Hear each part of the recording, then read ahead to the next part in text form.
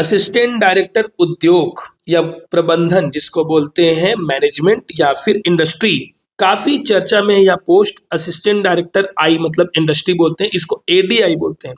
PSC जो तैयारी कर रहे हैं उनके लिए यह सबसे फेवरेट पोस्ट है, क्योंकि ये वनडे एग्जाम से आपको group B officer, gazetted officer 70-80-90 हजार की तनख्वाह वाला ऑफिसर बना के देता है। ये 2016 का एक नोटिफिकेशन आया था सीजीपीएससी के द्वारा, जिसको मैं रेफरेंस के तौर पे लिया हूं, और इससे रिलेटेड एलिजिबिलिटी और सिलेबस के बारे में हम बात कर सकते हैं। इसीलिए मैं आपको पहले ही बता रहा हूं कि 2016 का है। लगभग जो पीएससी का जो नोटिफिकेशन आएगा सेम ऐसा ही आएगा, और आने वाले कुछ दिनों में आपको 30 से 40 पोस्ट के लिए यह नोटिफिकेशन दिखने वाला है, क्योंकि बहुत सारे कोचिंग एकेडमी का दावा है कि यह पोस्ट वित्त विभाग से सैंक्शन हो गया है, और अगले कुछ ही दिनों में यह पोस्ट आपको सामने दिखने वाला है। तो हम देख लेते हैं। इससे पहले क्या, जब 2016 में आया था यह पोस्ट, तो लगभग नहीं, फिक्स 52 पोस्ट आए थे।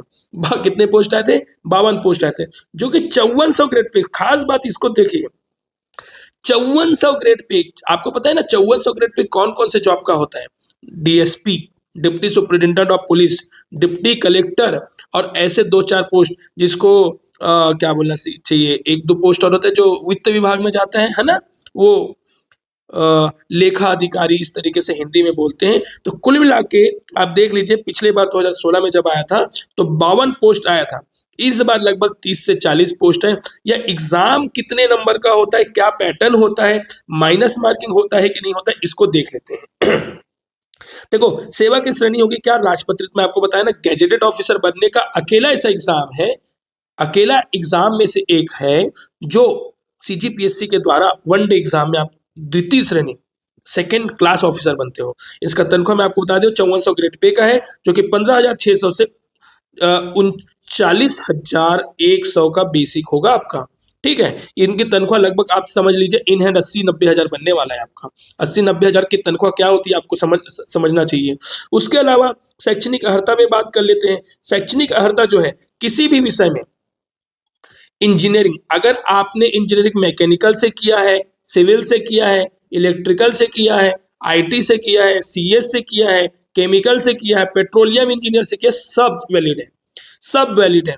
कोई दोस्तों ने बाहर से किया है, सब वैलिड है। तो आप लोग जितने भी इंजीनियर भाई लोग हो, ग्रेजुएट हो, अच्छा मौका है, अच्छा मौका है। दूसरा, अगर आप पीजी हो, अगर आप पोस्ट ग्रेजुएशन हो, आप अगर बीए बीएससी आपने किया है, ठीक है, बीए बीएससी वाले के लिए भी मौका है। अगर आपने बीए बीएससी किया है तो किस सब्जेक्ट में करना, देख लीजिए। औद्योगिक रसायन शास्त्र, इंडस्ट्रियल केमिकल एनर्जी, केमिस्ट्री ऐसा समझ लीजिए। वाणिज्य मतलब एमकॉम कॉमर्स, इकोनॉमिक्स, फिजिक्स समझ लीजिए, फिजिक्स, रसायन शास्त्र जिसको केमिस्ट्री, तो आप समझ लीजिए केमिस्ट्री तो ठीक है, केमिस्ट्री फिजिक्स तो ठीक है, बायो वालों को एंट्री नहीं है, ध्यान रखना, बायो वालों को एंट्री नहीं है। दूसरा, कॉमर्स वाला और इकोनॉमिक्स वाला ही एंट्री, उसके अलावा सोशियोलॉजी, पॉलिटिकल साइंस, इन सब की एंट्री नहीं है। उसके अलावा अगर आपने एमबीए या पीजीडीएम, समझ लीजिए एमबीए या पीजीडीएम किया है, तब भी एलिजिबल है। मैं इसको कंपाइल कर रहा हूं। अगर आपने इंजीनियरिंग किया है, अगर आपने इंजीनियरिंग किया है तो इंजीनियरिंग वाले पूरे एलिजिबल हैं। ठीक है, पहला इंजीनियरिंग। अगर आपने मास्टर किया है इन सभी सब्जेक्ट में तो आप एलिजिबल है। उसके अलावा एमबीए और पीजीडीएम। तो ये हो गया भाई आपका शैक्षणिक अर्हता की बहुत लोगों को डाउट रहता है कि भाई क्या क्वालिफिकेशन मांगा है, हम उसमें एलिजिबल हैं कि नहीं। उसके अलावा इसमें माइनस मार्किंग होती है, आप सभी को पता है, पीएससी में 1/3 माइनस मार्किंग होती है। कितना माइनस मार्किंग होता है? 1/3। 2 नंबर का एक एग्जाम होता है, एक पेपर होता है, एक क्वेश्चन होता है, उसमें हमारा 0.66 माइनस मार्किंग होती है। कितने नंबर का एग्जाम होने वाला है ये देख लेते हैं। ठीक है, कहाँ है भाई पीएससी, कहाँ रखा है 300 नंबर का एग्जाम? ये है आपका सिलेबस। परीक्षा योजना जिसको बोलते हैं एग्जाम पैटर्न। ठीक है, परीक्षा योजना चयन 2 चरणों में होगी। प्रथम चरण में ऑनलाइन परीक्षा एवं द्वितीय चरण में साक्षात्कार। बहुत ध्यान से देखो, ऑनलाइन परीक्षा लिखा हुआ है। ऑनलाइन परीक्षा की हैबिट नहीं होती है बहुत सारे लोगों को, तो वहाँ हड़बड़ा जाते हैं। तो ऑनलाइन परीक्षा हो रही है, ये पीएससी के ऊपर डिपेंड करता है कि वो ऑफलाइन करने वाला है या ऑनलाइन करने वाला है। ठीक है, तो 300 नंबर का एग्जाम होगा आपका ऑनलाइन और 30 नंबर का होगा आपका इंटरव्यू। टोटल 330 मार्क्स का पेपर होने वाला है।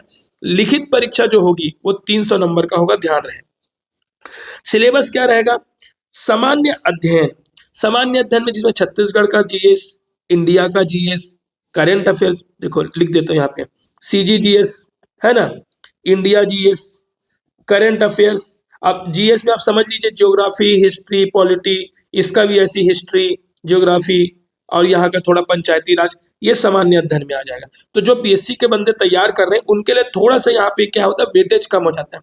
लेकिन योग्यता परीक्षण 100 नंबर, 100 क्वेश्चन 200 नंबर का, 100 क्वेश्चन 200 नंबर, इसका वेटेज ज्यादा है। अगर आपको रीजनिंग मैथ आता है अच्छे से तो यह एक बेहतर विकल्प है नौकरी पाने का, राजपत्रित अधिकारी बनने का, अपने चांद पर राजपत्रित अधिकारी अपने। और सबसे खास बात में ये लूंगा एक चीज, ग्रीन पेन का महत्व जानते हो? ये ग्रीन पेन से साइन करने का boss, Ramesh, green pen, Sumit, और किसी में से किसी का नाम बताओ, संजय, ग्रीन पेन में साइन करने का यह अधिकार देगा आपको। सबसे खास बात ये है, अगर आप ग्रीन पेन के प्यारे हैं, ग्रीन पेन को अच्छा लगता है तो देख लीजिए, है ना। तो बहुविकल्पी होगा, एमसीक्यू क्वेश्चन होंगे, 2 नंबर का जो प्रत्येक क्वेश्चन होगा, माइनस मार्किंग भी होगी, ठीक है। माइनस मार्किंग सभी को पता है 1/3 होता है, और 33% अंक लाना अनिवार्य है जनरल लोग को, और कैटेगरी के लोग को 23% अंक लाना है दोनों पेपर में। साक्षात्कार का कोई न्यूनतम अंक नहीं है, 1 नंबर 2 नंबर या नहीं भी आएगा तब भी ठीक है, रिटर्न में इतना ले आओ कि वो हो जाएगा। तो देखो सिलेबस और देख लो। सामान्य अध्ययन, भारत का इतिहास, भारत स्वतंत्रता आंदोलन, छत्तीसगढ़ के इतिहास, स्वतंत्रता आंदोलन, भौतिकी, आर्थिक भूगोल, संविधान, राज्यव्यवस्था, छत्तीसगढ़ का प्रशासनिक ढांचा, भारत अर्थव्यवस्था, वाणिज्य उद्योग, सब पीएससी में पढ़ो। जनजाति, पर्यटन, नाच गाना, करंट अफेयर्स, पर्यावरण। तो ये भी आपका पेपर 1 का सिलेबस है, जो कि 50 क्वेश्चन 100 नंबर के आने वाले हैं। 50 क्वेश्चन 100 नंबर का आने वाला है, ठीक है। ये हो गया आपका पेपर 1। उसके बाद है पेपर 2, इधर देखिए राइट साइड में, योग्यता परीक्षण। इंग्लिश वाले भाइयों नीचे लिखा हुआ है या पीडीएफ आपको शेयर हो जाएगा, ठीक है। योग्यता परीक्षण कितने नंबर का आने वाला है? 100 क्वेश्चन 200 नंबर, ध्यान रखेंगे, 100 क्वेश्चन 200 नंबर, हर क्वेश्चन 2 नंबर का। संचार कौशल सहित पारस्परिक कौशल, ये बैंकिंग एसएससी वाले लोग पढ़ते हैं। तार्किक तर्क, विश्लेषण क्षमता, निर्णय निर्माण और समस्या का निवारण, सामान्य मानसिक योग्यता, मूल संख्यात्मक कार्य, गणितीय कौशल, स्तर कक्षा 10वीं, आंकड़ों की संख्या, हिंदी भाषा, अंग्रेजी भाषा, छत्तीसगढ़ी भाषा, कंप्यूटर, ये आपका जनरल है। हिंदी, अंग्रेजी, छत्तीसगढ़ी और कंप्यूटर। उसके अलावा ये मैथ्स रीजनिंग है। मैथ्स रीजनिंग 100 नंबर का 100 क्वेश्चन आने वाले हैं। तो आप समझ लीजिए आपको मेन है टाइम मैनेजमेंट। मैं टाइम मैनेजमेंट कैसे बताऊं? पेपर आपका टोटल है 180 मिनट का होने वाला है, जिसको बोलते हो 3 घंटा। आप लोग 3 घंटे का पेपर होना। क्वेश्चन कितना आ रहा है आपके पास? 150। 150 में 50 तो जीएस आ रहा है, जिसको आपको टिक टिक टिक करना है, लेकिन सोच विचार के टिक करना है। इसमें लगभग आपको लगने वाला है कितना मिनट? 50 तो मिनट लगेगा ही लगभग, है ना। तो 1 घंटा लगभग इसमें आप देने वाले हो। आप समझ लीजिए 1 घंटा। ये जो बचने वाले हैं 100 क्वेश्चन यहाँ से, उसके लिए आपको मिलेगा 20 मिनट और 100 क्वेश्चन होगा। तो आप समझ लीजिए हर क्वेश्चन को, मैथ्स को, अगर आप 1 मिनट से कम समय में नहीं बनाते हो तो आप गोला भी नहीं भर पाओगे। जो गोला भरने का है ना, तो वो नहीं भर पाओगे। तो आपको करना क्या है, अभी से मैथ्स की प्रैक्टिस अच्छी करनी है।